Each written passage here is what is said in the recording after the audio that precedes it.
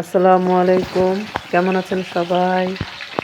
আজকে দুপুরে রান্না করেছিলাম মাছ, করকরা করে ভাজি করেছি। আজকে অনেক কাজ করেছি। ফ্রিজটা পরিষ্কার করলাম। ভাবলাম কালকে কোরবানি ঈদ, আজকে আর কোনো বাজার-টাজার কিছুই করাই নেই। ঘরে যা ছিল তা দিয়ে রান্না করলাম। মাছটা করকরা করে ভাজি করেছি আর মাছের লেজটা ভালো করে ভাজলাম। এটা দিয়ে আমি ভর্তা করব।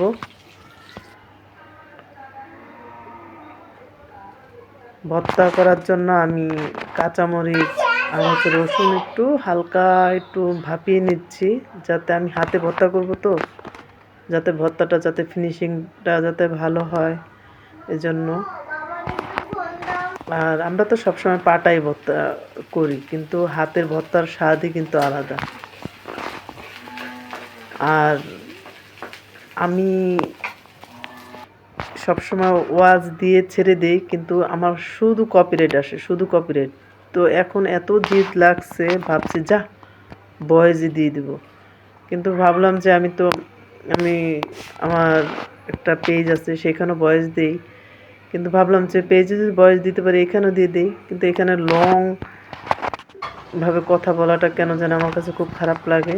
যাই হোক, ভাবলাম যে যে সবার সাথে একটু কথা বললে তো আরও সবার কাছাকাছি যাওয়া যাবে।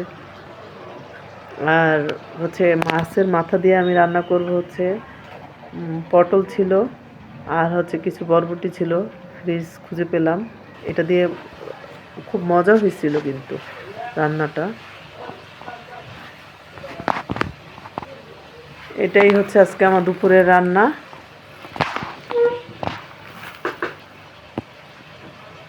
তারপরে আবার সমস্যা হলো যে যদি আমি বাজার থেকে মাছ কিনে আনি, যদি সাথে সাথে কুটে এটা যদি আমি প্যাকেটিং করে না রাখি, পরবর্তীতে এটা আরও সমস্যা হয়ে দাঁড়ায়। আমি মাছ না কুটে ফ্রিজে মাছ রাখছি, কিন্তু এখন যাই দেখি অল্প কিছু মাছ আছে। এখন ওগুলোও কী করব, কেটে ধুয়ে ওগুলো একটু করকরা করে ভাজি করলাম, ভালোই লাগলো।